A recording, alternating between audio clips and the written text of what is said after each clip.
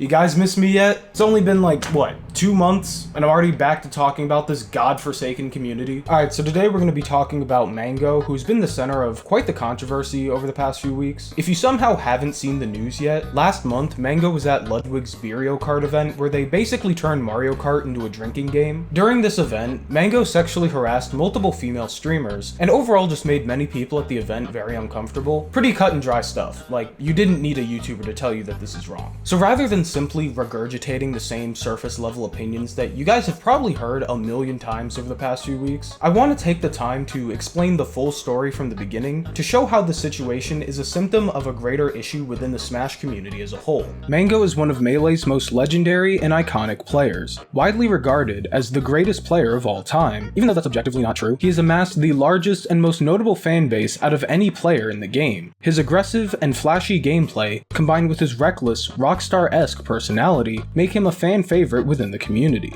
I'm pretty sure I've almost died like twice. I got this lip ring when I was passed out in Vegas.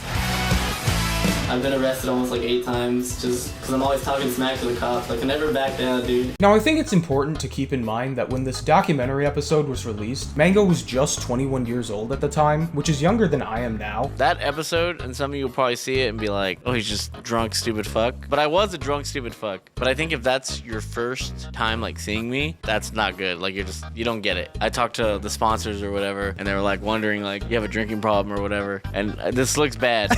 I know. This is my fault. I've been banned for drinking like twice, but it's never been a problem. Believe it if you want. And over the years, as Mango has gotten older, he's acknowledged that he has a serious alcohol problem and needs to address it. The problem is that he never did.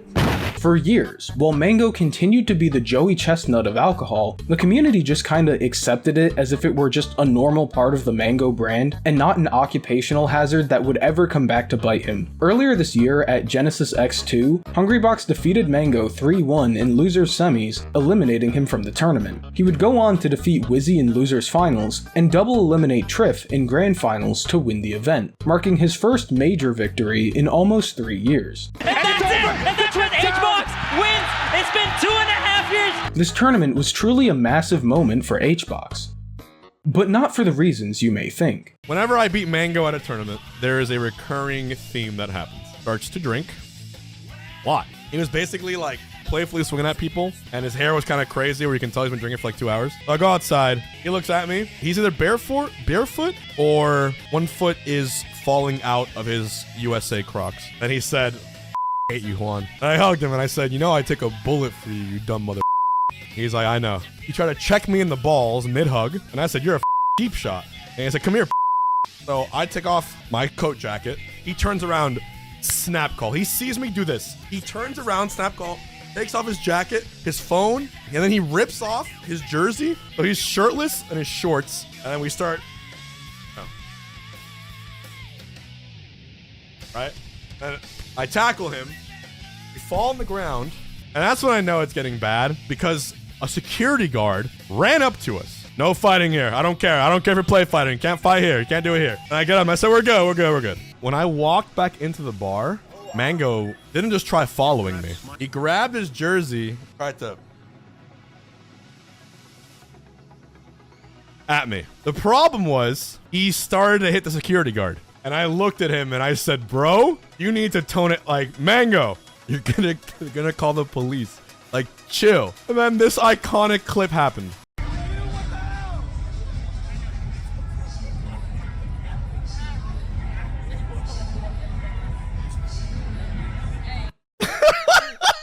They said if I had stayed here in this spot, Mango would have kept coming for me, and then they would have called the police. This happened at Eggdog. This happened at Gommel. There's pictures of all of these occurrences, by the way, if you look far enough on Twitter. Wavelength. It happened at Wavelength. That was the craziest one. This happens every tournament I beat him.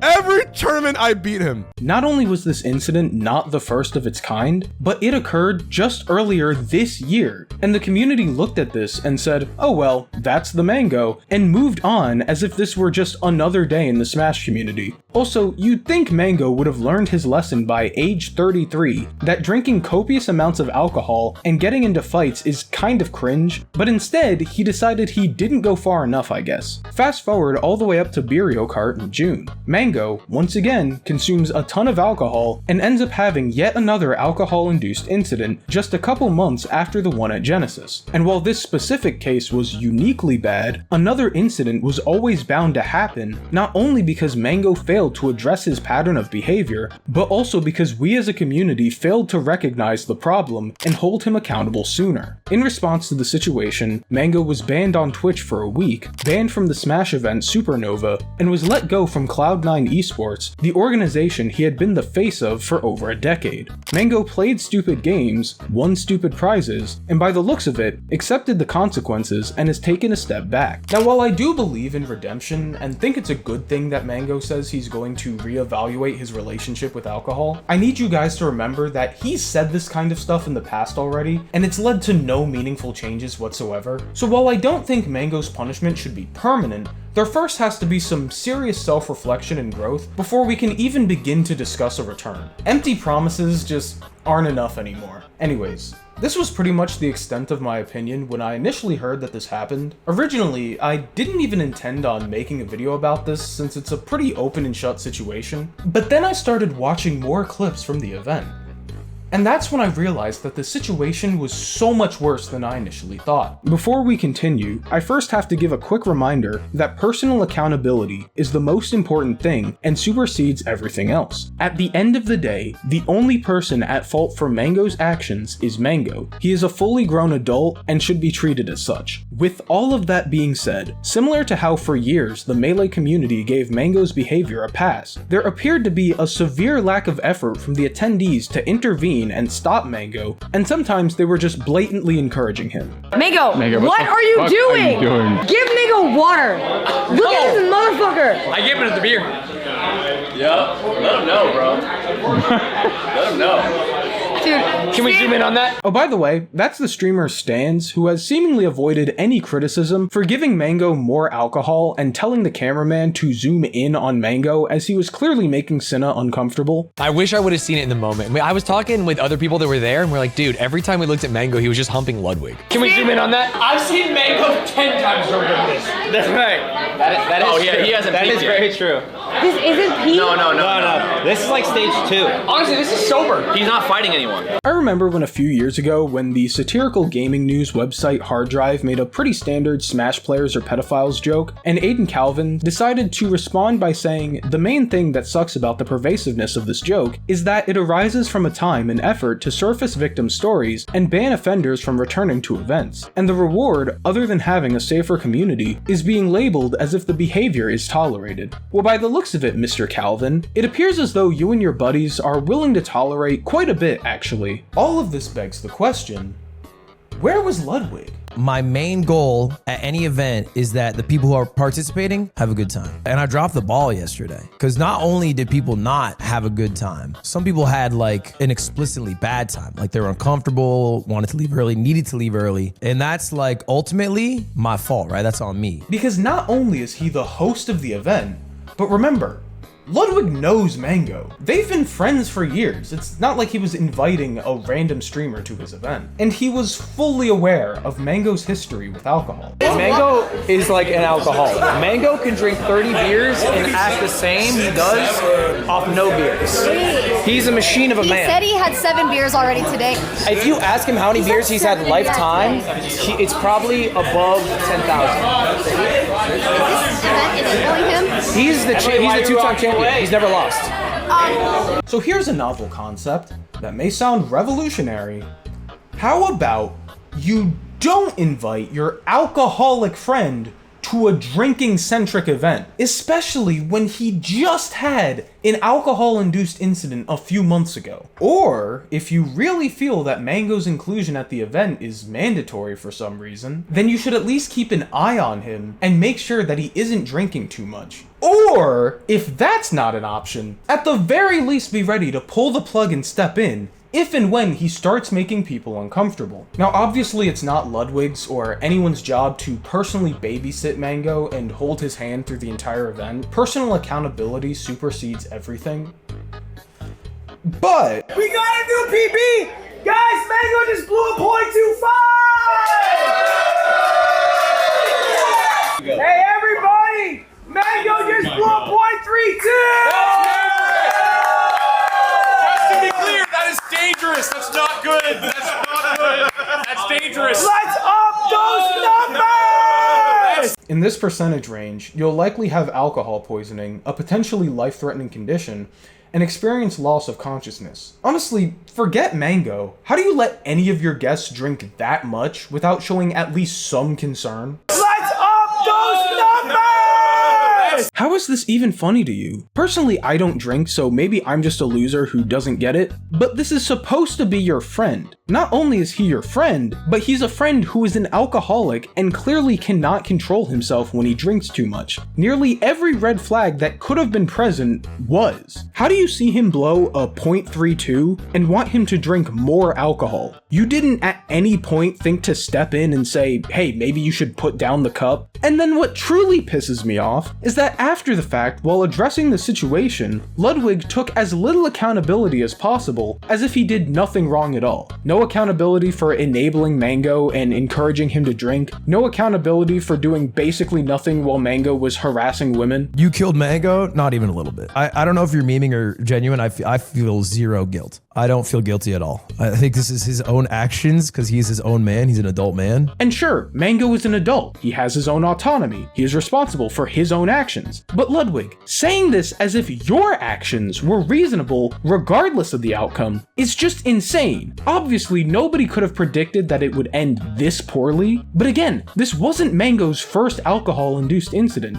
Given that history, why would you want to encourage him in the first place? If you can't see how your actions also contributed to the result, then I don't really know what else to say. For longtime viewers of this channel, what I'm about to say next may surprise you, but for once, I actually agree with the knife witch. I think a lot of people want me to take accountability. I think I said my piece on it, and I think if people don't fuck with me, that's totally chill. And if anyone in here don't fuck with me, I think that's totally chill. I actually don't mind that. I've tried to make this video about 7 times, and each time I tried to upload it, I have had a copyright notice from whatever the Ludwig people are, the clip people that do the clips. It seems as though I'm getting copyright strike for using clips, so I'm just going to talk about what I feel with the Ludwig Mango situation. I can't control that aspect. I don't need to be liked by people, but it is what it is. So how did the Smash community respond to this? Because remember, Mango is arguably the most notable figure in Melee, and has been the face of the game for over a decade. So of course an incident like this would have some sort of effect on the community. Well, many people were calling out the Smash community for their lack of immediate action in response to the situation, and this seemed to ruffle some feathers. Maybe I'm just misremembering things, so please do enlighten me if I'm wrong, but aren't these the exact same TOs who were magically able to come together in a matter of days to release a global ban statement for a certain deceased player? Specifically, when Hax posted his January 2024 ban appeal video, it only took NYC Melee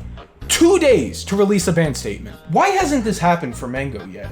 Sure, having every single major TO arrive at a unified decision in only like, what, 2 to 3 days? That's not feasible, like, I get that. But individual events certainly can. We literally saw this happen with Supernova. But let's say that you're right, and that these decisions take an extensive amount of time to make. It's been a full month, yet there have been no new ban statements regarding Mango. What exactly is the holdup? Okay, so as I'm editing this video, we just got an update from Mango saying that he's been banned from Smash events for a year. There's still no public ban statements from any of the TOs outside of Supernova, and from the looks of it, I don't think there ever will be. So obviously I'm banned from Melee. I got a year ban, and I think the reason the TOs didn't probably post it is because they didn't want, you know, the harassment and all the stuff that comes with it. When it came to hacks, we had TOs drafting up entire think pieces justifying his ban. What Mango did was inarguably worse, yet all we've gotten is silence from the TOs even after a month. Are we just not gonna get any sort of statement? Cody, who apparently liked my hacks video, after previously arguing that boycotting Smash events during the hack situation as a form of protest was not worth it. Also, you're acting like a boycott would have actually changed anything. You know what it might have done? It might have killed off a fucking tournament and made it so that it couldn't run for another series. Has more recently claimed that he would boycott events that didn't ban Mango, as he believed they didn't deserve a position of power in the community. You know, certain YouTubers do have points that we play favorites, and you this is not the time to play favorites at all. Like, you gotta step up. And if you can't step up and do the right thing, I already said I won't go to your events. I don't think you should be in a position of power right now. I don't. And I'm sorry if you feel attacked by that. Respectfully, I don't care. This is too important. It would be a slap in the face to, obviously, Aziz, who just passed away, be a slap in the face to his mother. And I hate bringing up topics like this, but it's important that you understand what you're doing if you decide to turn a blind eye to this. So, character development, I guess. Also, complete side note, but if Cloud9 is capable of doing the right thing and dropping the face of their organization after they do something wrong, I see no reason as to why TSM can't do the same for Leffen. And while we're on the topic of doing irresponsible things after drinking, back in 2023, the professional Falco player Bobby Big Balls had an incident where he took a swig of wine in his car before driving home with an open container of alcohol. You know, my car's pretty old, but I ain't got no dents in this bitch. Yeah, you know the fucking vibe. I'm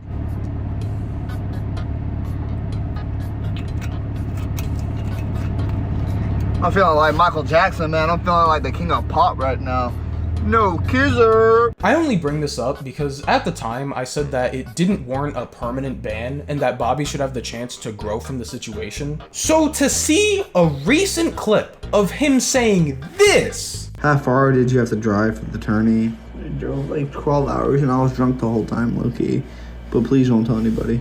Genuinely pisses me off. Like, dude, you need to stop for your own sake. You were extremely lucky that, first of all, nothing happened that night, but secondly, that you were given a second chance. If you continue to drink and drive, it will eventually end poorly. The only thing you're doing is making people like me, who defended you when you were getting dogpiled, look like complete idiots. Sorry that this video took so long to come out. I kept getting sidetracked working on a different project that I think you guys will like a lot. I'll probably have a small teaser coming pretty soon, so stay tuned for that. Also, if you haven't seen, I was recently on the Upon Further Review podcast hosted by Lucid. I know Playboy is like a porn mag, and then what's Cardi? That's his name. So you guys should definitely go check that out. Anyways, thanks for watching. Hope you guys enjoyed. Subscribe if you're new to the channel, and I'll see you guys next time.